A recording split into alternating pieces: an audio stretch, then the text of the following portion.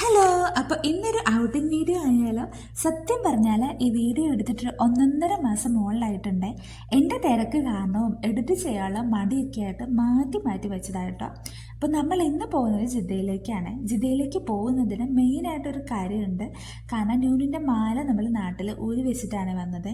അതുപോലെ കമ്മൽ ഒടിഞ്ഞും പോയിട്ടുണ്ടായിരുന്നേ. അപ്പോൾ അവൾക്കൊരു മാലയും കമ്മലും എടുക്കുക എന്നതായിരുന്നു പ്രധാനമായിട്ടുള്ള കാര്യമേ.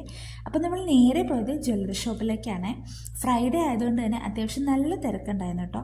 ഇന്ന് നമ്മൾ പോകുന്നത് ഹിറാ ഗോൾഡിലേക്കാണ്. ഇപ്രാവശ്യം അങ്ങോട്ട് തന്നെയാണ് കേട്ടോ പോയത്. അത്യാവശ്യം നല്ല കളക്ഷൻസ് ഉണ്ടായിരുന്നേ. ഞങ്ങൾ ചെന്നപ്പോൾ ആൾ കുറവായിരുന്നെങ്കിലും പതിയെ പതിയെ ഒരുപാട് ആൾക്കാർ വരുന്നുണ്ടായിരുന്നു കേട്ടോ. അങ്ങനെ ഗോൾഡൊക്കെ എടുത്ത് നമ്മൾ നേരെ ഫുഡ് കഴിക്കാനാണ് പോയത്.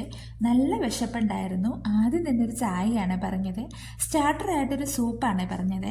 ന്യൂനു ആദ്യമായിട്ട് കേട്ടോ സൂപ്പ് കുടിക്കുന്നത്. പക്ഷേ സൂപ്പ് കുടിച്ചിട്ട് അവളതിൻ്റെ ഒരു ഫാനായിട്ടുണ്ടായിരുന്നു കേട്ടോ. മെയിൻ കോഴ്സായിട്ട് ഒരു ഹൈദരാബാദ് ബിരിയാണി, ഞാൻ അപ്പവും ചിക്കൻ റോസ്റ്റുമാണ് പറഞ്ഞത്. ലാസ്റ്റ് ഞാൻ ചിക്കൻ്റെ ഗ്രേവിയൊക്കെ കൂട്ടിയാണ് ബിരിയാണി ചോറ് കഴിച്ചത്. നല്ല സൂപ്പർ ടേസ്റ്റ് ആയിരുന്നു കേട്ടോ. അങ്ങനെ ഫുഡൊക്കെ കഴിച്ചൊരു ഫിലിം കാണാമെന്ന് ഓർത്ത് നമ്മൾ തിയേറ്ററിലേക്കാണ് പോയത്. പക്ഷെ അവിടെ ചെന്നപ്പോഴാണ് മനസ്സിലായത് നമ്മുടെ നാട്ടിലെ പോലെയല്ല, ഇവിടുത്തെ റൂൾസൊക്കെ വേറെയാണ്. അതായത് കുറച്ച് വയലൻസ് ആയിട്ടുള്ള ഫിലിംസിലൊക്കെ കുട്ടികളെ നമുക്ക് തിയേറ്ററിൻ്റെ ഉള്ളിൽ കയറ്റാൻ പറ്റില്ല. അപ്പോൾ നമ്മൾ നേരെ ലുലുവിലേക്ക് വിട്ട് അവിടെ തിയേറ്ററിൽ സിനിമ കാണാൻ കയറ്റുമോ എന്നോർത്താണ് പോയത്. പക്ഷെ അവിടെയും സെയിം അവസ്ഥ തന്നെയായിരുന്നു. അങ്ങനെ പിന്നെ ഞങ്ങൾ ഒരു തീരുമാനത്തിലെത്തി. ഇക്കാനോട് ഞാൻ ഫിലിമിന് കയറിക്കോളാൻ പറഞ്ഞ്.